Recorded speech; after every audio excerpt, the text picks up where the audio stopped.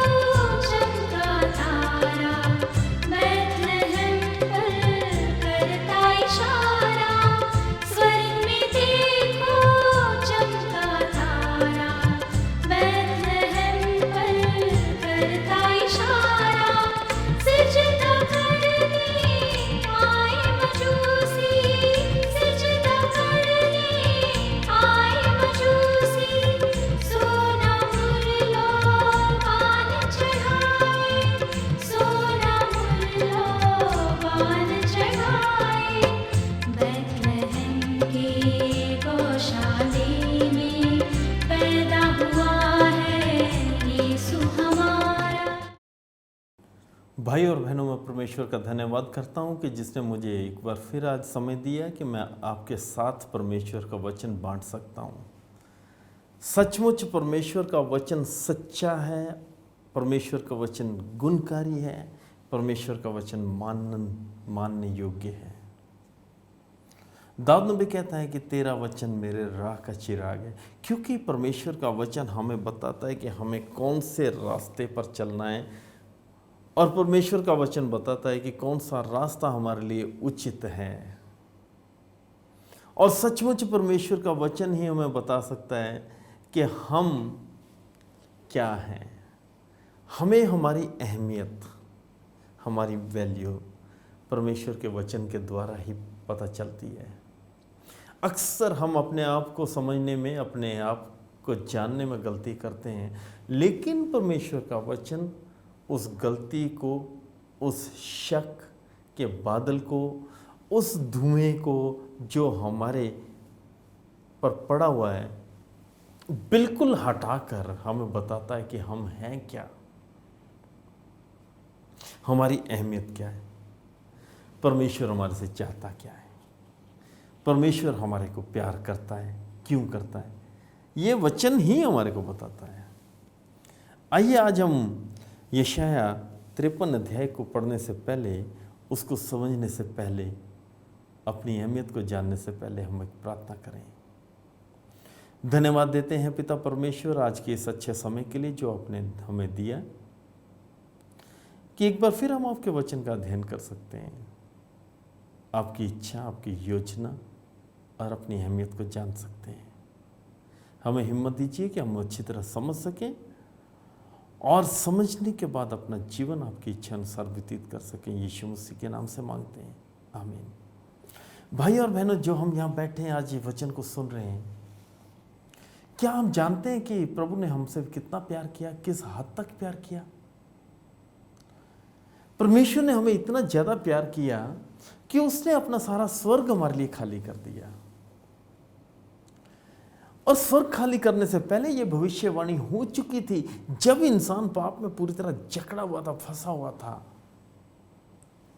तो फिर यशायाह नबी के द्वारा भविष्यवाणी हो गई थी। यशायाह नबी के द्वारा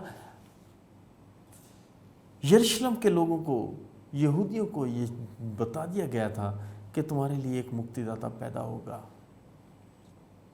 ये एक भविष्यवाणी है जो यशायाह नबी द्वारा की गई थी। यशायाह नबी बहुत दुखी होता है, आने वाले समय के बारे में जानकर उसे दुख होता है, लेकिन वो फिर भी उसका बयान करता है।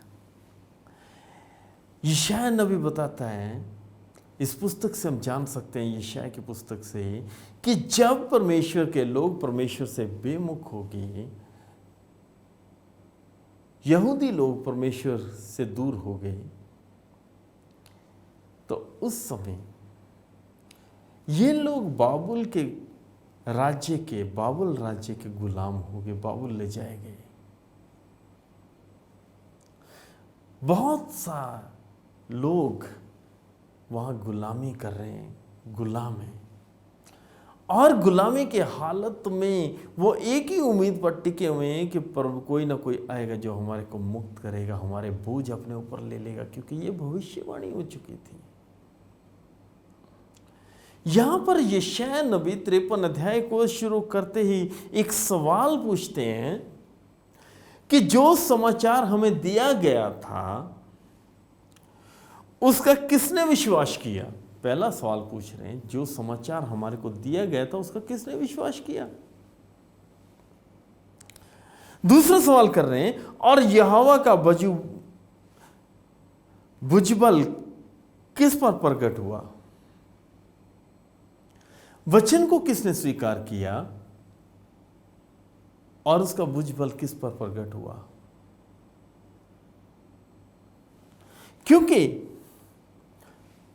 वह उसके सामने अंकुर के समान और ऐसे जड़ के समान उगा जो निर्जल भूमि में फूट निकले।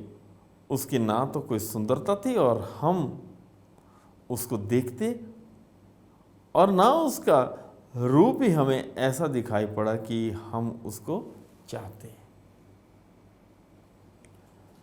हालात बयां कर रहा है कि जो हमने सुना वो बिल्कुल ऐसे उसके हालात हुई कि हमने उसका विचार नहीं किया, उस पर विश्वास नहीं किया। वो एक ऐसे पेड़ के समान है कि जो निर्जल भूमि पर है।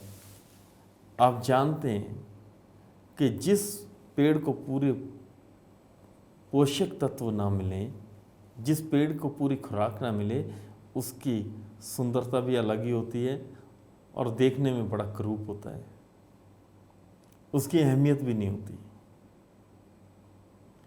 जो वचन हमारे पास आया, क्या हमने, वो पूछ रहा है कि उसका विश्वास किया, उसको हमने जानने की कोशिश की? हमारे दुखों का कारण वो हमारे को बता रहा है, हमारे परेशानियों का कारण हमारे को यशायाह नबी बता रहा है, परमेश्वर का बंदा बता रहा है। हमें समझना पड़ेगा कि उस समय के यहूदियों का विचार क्या था, कि वो लोगों के पास सच्चाई थी, परमेश्वर का अनुग्रह था, परमेश्वर के सामर्थ्य को वो जानते थे, लेकिन लेकिन लेकिन मेरे भाई और बहनों, वो विश्वास नहीं करते थे। शक का जीवन शुरू से ही इंसान जीता आ रहा है। यहूदी लोग परमेश्वर पर विश्वास नहीं करते थे। मैं एक छोटा सा वाक्य आपके सामने शेयर करना चाहता हूं। कहते हैं कि एक बार कुछ यहूदी जहाज में सफर कर रहे थे, और जब समय हुआ, क्योंकि वो अपने समय के बहुत पक्के होते हैं, जब समय हुआ तो उन्होंने अपने हिसाब से परमेश्वर को मिलके पुकारा, क्योंकि उनकी नियम है, नियम के अनुसार वो सारा काम करते हैं। परमेश्वर के वचन में लिखा है कि मैं अपनी व्यवस्था को उनके दिमाग पर, उनके सिर पर, उनकी बाजू पर बांध दूंगा, लिख दूंगा। तो वो क्या करते हैं कि परमेश्वर की व्यवस्था की 2 पट्टियां अपने मत्थे पर बांध के रखते हैं और अपने बाजू पर बांध के रखते हैं, लेकिन जब वक्त आता है, समय पर, वो बैठकर अपनी नमाज पढ़ते हैं, अपनी बंदगी करते हैं, अपनी प्रार्थना करते हैं। ये उनकी समझ है कि परमेश्वर कहता है कि मैं अपनी व्यवस्था उनके सिर पर और उनके बाजू पर लिख दूंगा, लेकिन वो ये नहीं समझते कि परमेश्वर कहता है कि मैं अपनी व्यवस्था उनके दिमागों में भर दूंगा, उनके दिल में भर दूंगा, और उनके हाथ उन कामों के लिए आगे बढ़ेंगे जो व्यवस्था के अनुरूप हैं। आज हम क्या करते हैं? आज हम बिल्कुल उसी तरह अपनी रीतवायतों में फंसे हुए हैं, हम अपने ट्रेडिशंस में फंसे हुए हैं, और हम वचन को भूलकर अपने रीत के अनुसार, रिवायतों के अनुसार चलते ही चले जा रहे हैं।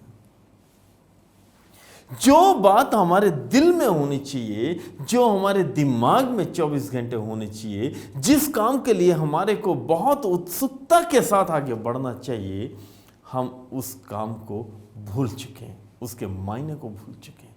यशायाह नबी यही सवाल कर रहा है, कह रहा है कि उसके समाचार को किसने समझा, किसने उसे सुना, और कह रहा है कि भविष्यवाणी की गई कि परमेश्वर का पुत्र आएगा जो हमारी खातिर मार सहेगा। वो चाहेगा कि हम बीमारियों से शुद्ध हों, हम परेशानियों से छुटकारा प्राप्त करें।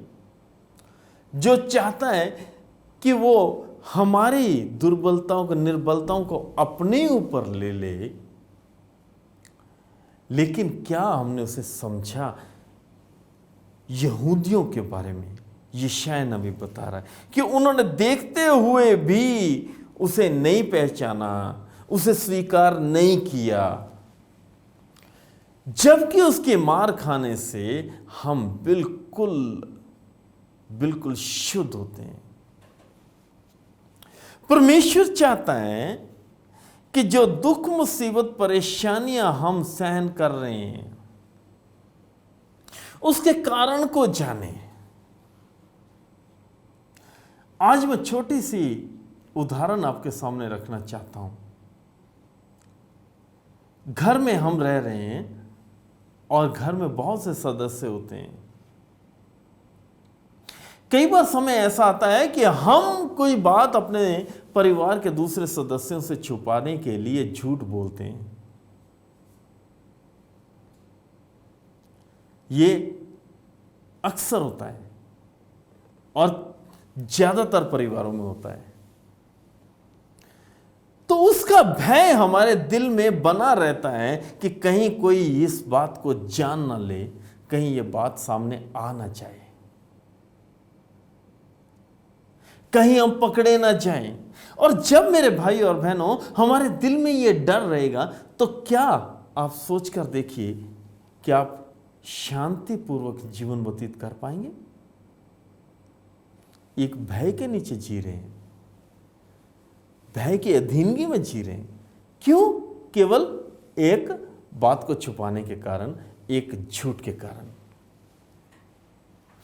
कई बार हम अपने थोड़े से फायदे के लिए दूसरे के साथ झूठ बोलते हैं, उसके साथ चोरी करते हैं, ठगी करते हैं,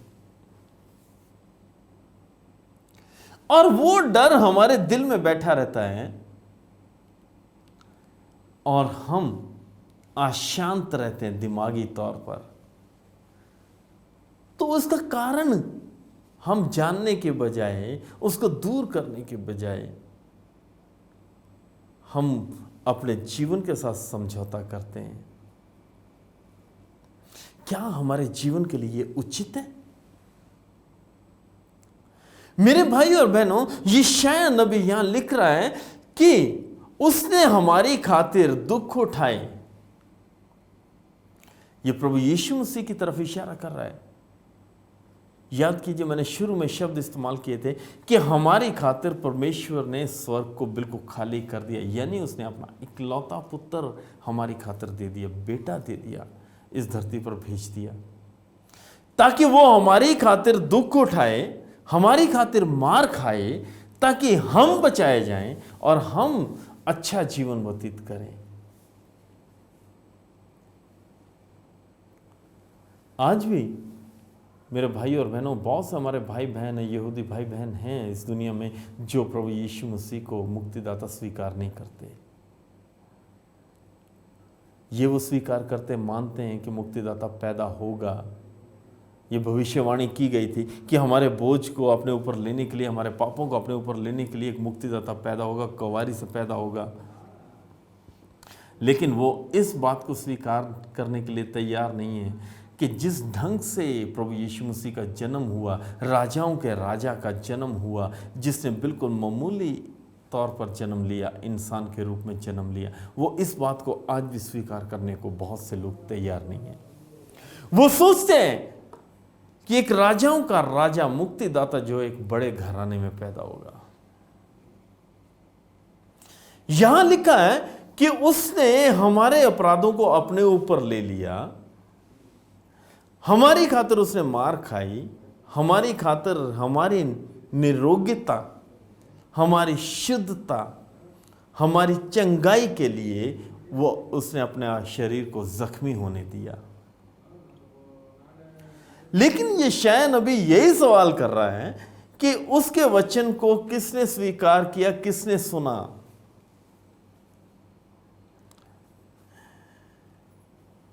यहां लिखा है, मैं वचन से ही पढ़ना चाहता हूं। अत्याचार करके और दोष लगाकर वे उसे ले गए।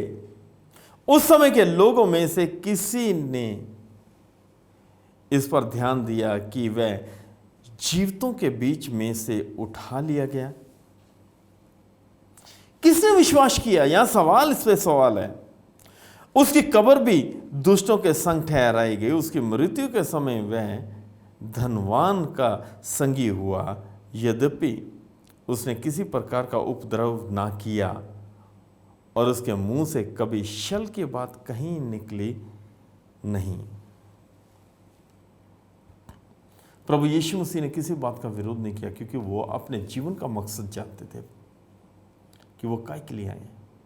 कपटियों के साथ उसे रखा गया, उन्हें मारा गया, उनकी कब्र जो थी पापियों के बीच में थी। उन्होंने विरोध नहीं किया। आज यदि हमारे साथ, चाहे हम गलत हों, कोई विवाद करे, तो हम उसको पूरा मुंह तोड़ जवाब देने के लिए तैयार रहते हैं। चाहे हम गलत हैं, हम अपने आप को साबित करने की कोशिश करते हैं। भाई और बहनों, कभी आपने सोचा कि प्रभु यीशु मसीह काहे के लिए आए? कभी आपने सोचा कि उनको इतने दुख क्यों सहन करने पड़े? वचन हमारे तक पहुंचता है, उन्होंने अपने आप को एक सेवक के रूप में डाल दिया। प्रभु यीशु मसीह ने, उन्होंने कहा कि मैं सेवा करवाने नहीं लेकिन सेवा करने आया हूं। उन्होंने ये नहीं कहा कि मैं किसी का न्याय करने आया हूं, उन्होंने ये कहा कि मैं खोए हुओं को ढूंढने और भटके हुओं को रास्ता दिखाने आया हूं। लेकिन क्या हमने उनको स्वीकार किया?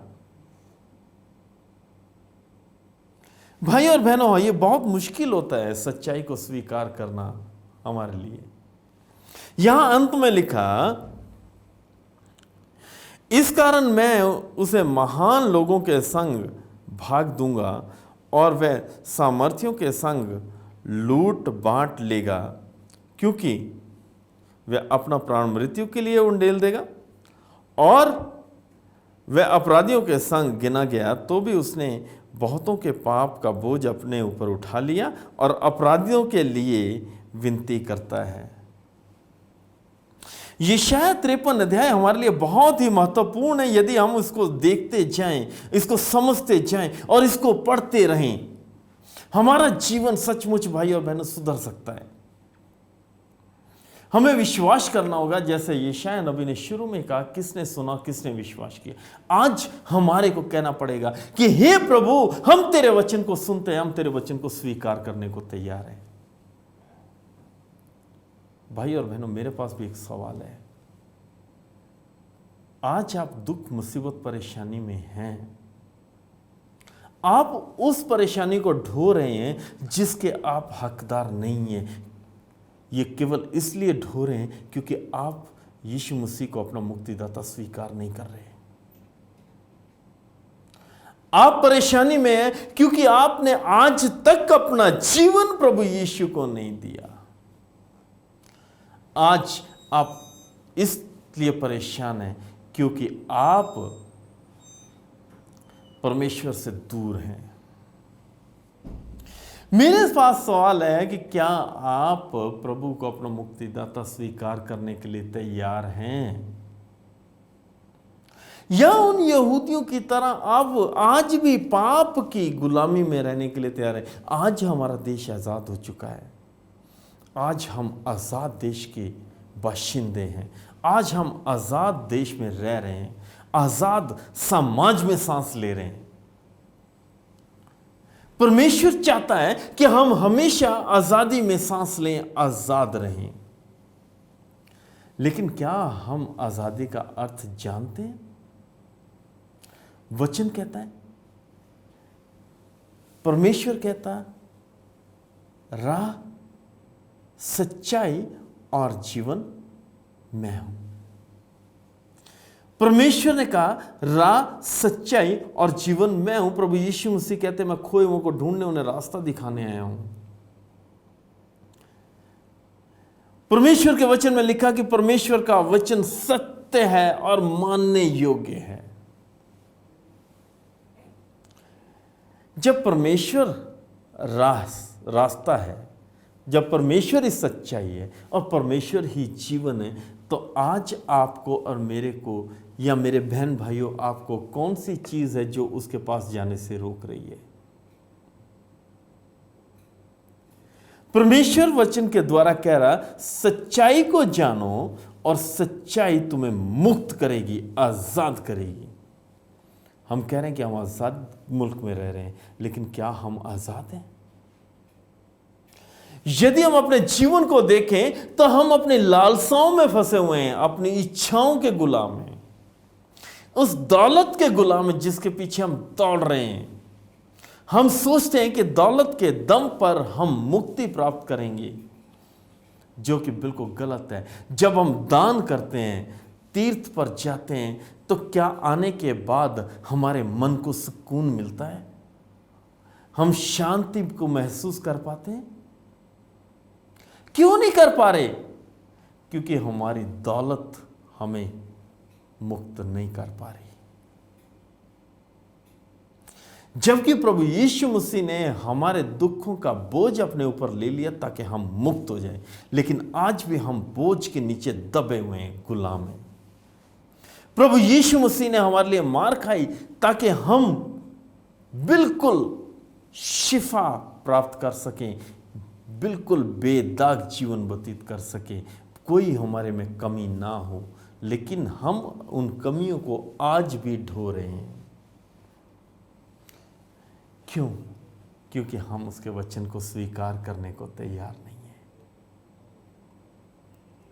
भाई और बहनों, क्या आप आज बैठ के ये निर्णय ले सकते हैं कि हे प्रभु, हम अपना जीवन आपको देते हैं, आप हमें बचाइए?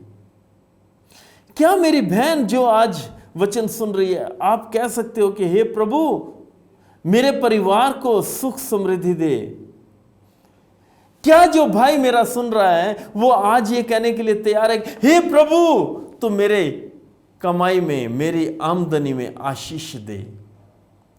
क्या जो मेरे बच्चे आज सुन रहे हैं और अपनी पढ़ाई कर रहे हैं, जिनका मन पढ़ाई में नहीं लग रहा, वो आज कह सकते हैं कि हे प्रभु, हम अपना जीवन तेरे को देते हैं, हमारे को ज्ञान दे? मेरे भाई और बहनों, यकीन जानिए, परमेश्वर आपको देने को तैयार है। परमेश्वर आपकी इच्छाओं को जानता है, परमेश्वर आपकी ज़रूरतों को जानता है, परमेश्वर आपकी कमज़ोरियों को जानता है, परमेश्वर आपकी दुर्बलताओं को जानता है। और परमेश्वर चाहता है कि आप संपूर्ण मन से उसके पास आएं। और जब हम परमेश्वर के पास संपूर्ण मन से आएंगे तो यकीन जानिए, आपका जीवन खुशियों से भर जाएगा। और यदि आप चाहते हैं कि आपका जीवन खुशियों से भर जाए, आप हर काम में कामयाब हों, आप जिंदगी में आगे बढ़ें, तो आइए हम अपना जीवन प्रभु को दें और प्रार्थना करें। सच्चे, जीवित, महान और दया करने वाले परमेश्वर, सचमुच हम इंसान होते हुए आपसे दूर हो जाते हैं।